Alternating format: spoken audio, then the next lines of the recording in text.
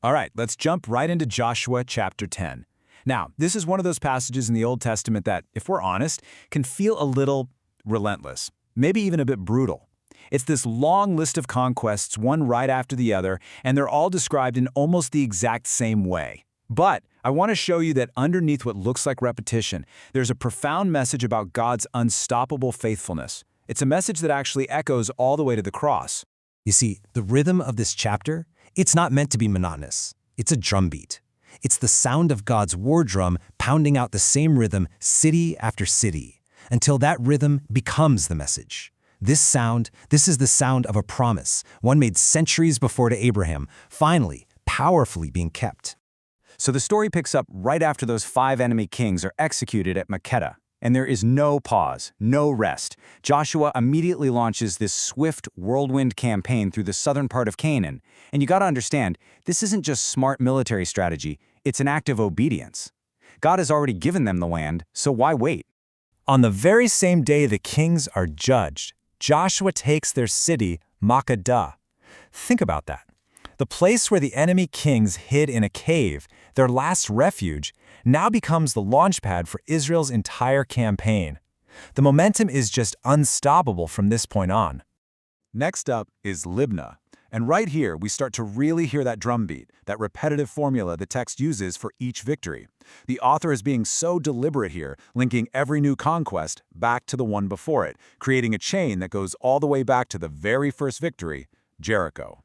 Now, what's really fascinating here is Lachish. This was a seriously fortified city, and the text actually points out it took 2 days to capture, not 1. So the resistance was real. But get this, centuries later, the Assyrian king Sennacherib would lay siege to Lachish, and he'd consider it such a massive accomplishment that he had the whole thing carved on his palace walls. God gives to Israel in 2 days what the world's greatest army would later celebrate as a monumental victory. And then we get this really interesting little detail about Gezer. Its king rushes out to try and help Lachish, and his army just gets completely wiped out.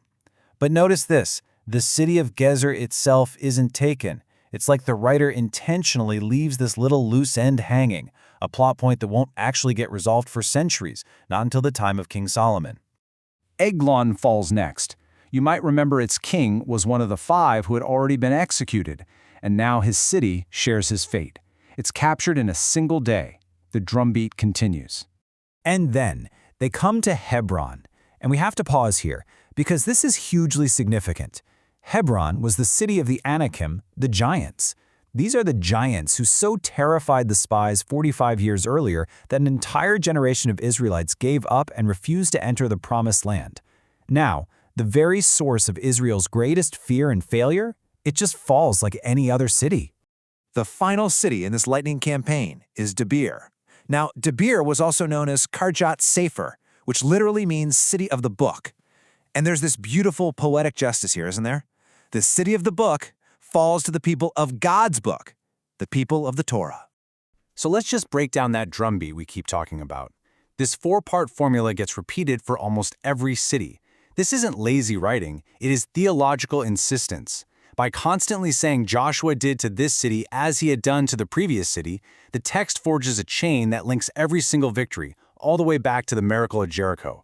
It's a declaration that the same God who brought down the walls of Jericho is the one winning every single one of these battles.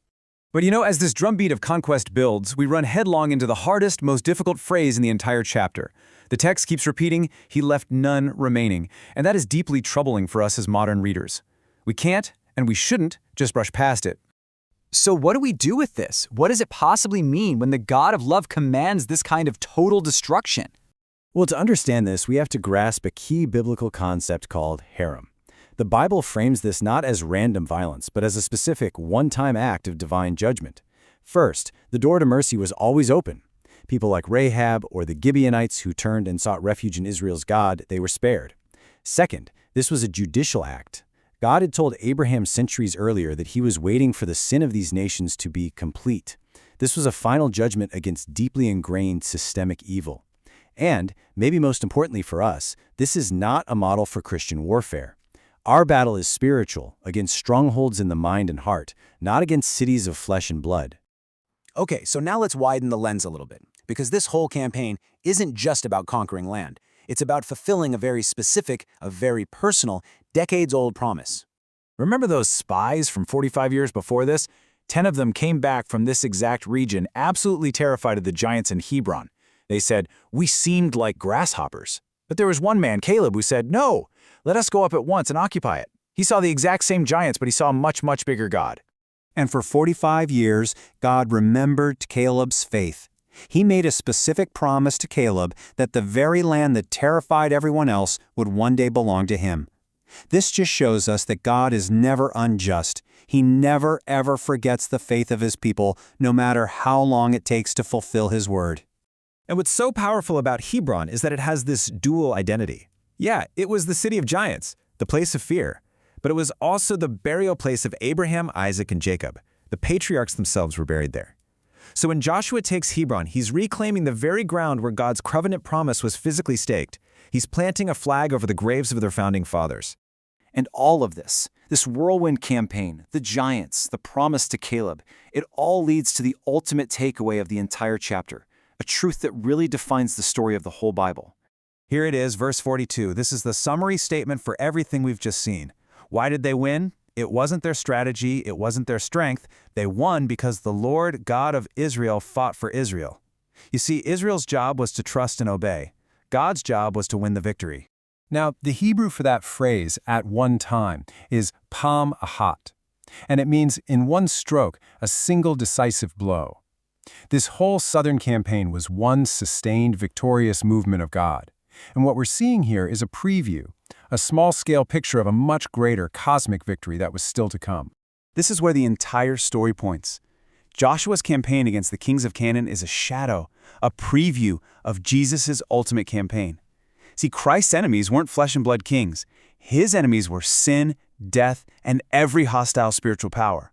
His weapon wasn't the edge of the sword. His weapon was the cross and the resurrection. And his victory didn't just secure a piece of land, it secured a whole new creation.